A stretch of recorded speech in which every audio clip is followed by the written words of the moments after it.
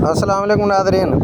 अज 10 सितंबर 2025 शाम के 5 बजे ने अज दरिया सतलुज के अंदर जोड़े ने सैलाब मुतासरीन उन्होंने वास्ते खुशोक के साह की उम्मीद है कि हरी के बराज जोड़ा है मुसलसल जोड़ा है वो थले गिर रही है कि उनके पानी के कमी आती जाती है। और गंडा सिंह वाला वो भी मुसलसल जोड़ा है उनके कमी आती जाती है। और इंशाअल्लाह कल सुबह तक हैड सुलेमान की ते भी अच्छी खासी कमी वेखण नूं नज़र आएगी कि जिमें जिमें अगे वक्त गुजरता जाएगा उवें एक दो दिनों के विच पानी तकरीबन उम्मीद है अपने मामूल के मुताबिक आ जाएगा इंशाअल्लाह। तो अज अगर हरी के हैड की गल करिए तो हरी के हैड जोड़ा है वो काफ़ी थले आ गया है कि उत्थे जी पानी की आमद है वो 1,99,000 है। और जबकि पानी का अखराज जोड़ा है वो 1,72,186 क्यूसेक पानी है जोड़ा पानी अगे छड्या जा रहा है दरिया सतलुज दे विच जोड़ा हुसैनी वाला हैड के रस्ते पाकिस्तान बार्डर गंडा सिंह ते आण ते पहुँचेगा।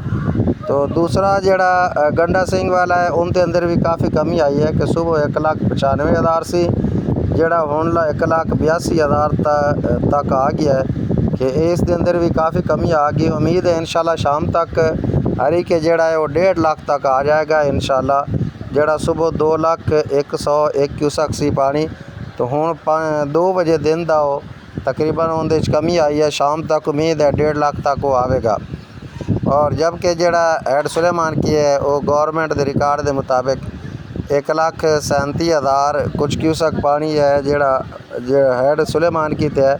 और हैड इस्लाम जोड़ा है उस दे अंदर मुसलसल इजाफा हो रहा है कि जिमें जिमें सैलाबी रेला अगे आ रही है उस तरीके हैड इस्लाम के अंदर जोड़ा है वो इजाफा नज़र आता पिया वेखण नूं। मैं जी जगह तो जा रही हाँ तुसीं वेखते पे सो कि ये बावल नगर जोड़ा माड़ी मियाँ साहब जोड़ा है उत्थे पुल वो भूखा पत्तन उस जगह की ये वीडियो है कि जिथे मैं अज आया इन्ना वेखा इलाका कि बस्तियाँ वेखिया ने कि कई बस्तियाँ जड़ियाँ ने वो इत्थे भी जेरे आब ने कि दरिया ने काफ़ी तबाही मचाई हुई है। लोग जोड़े ने परेशान हाल ने कि गौरमेंट जोड़ा कि चीदा लोगों की मदद करती पई है। बाकी वगैरह लोग अपनी मदद आप दे तहत जोड़ा है वो अपने निज़ाम में उन्होंने चलाया हुआ है कि मैं ये भी लोगों ने वेख्या कि वो सड़क के किनारे ते जोड़ा अपने तंबू वगैरह या टेंट या कैंप वगैरह ला के अपना वक्त गुजारते पे ने कि कई इलाके जोड़े ने वो जेरे आब ने। अल्लाह ताला खैर करे, अल्लाह ताला पाकिस्तान की हिफाजत फरमावे, आलम इस्लाम की हिफाजत फरमावे और तमाम मुसलमान फ़लस्तीनी मुसलमान भाइयों को अपनी दुआओं में ज़रूर याद रखो। अस्सलामु अलैकुम वरहमतुल्लाहि तआला व बरकातुहू।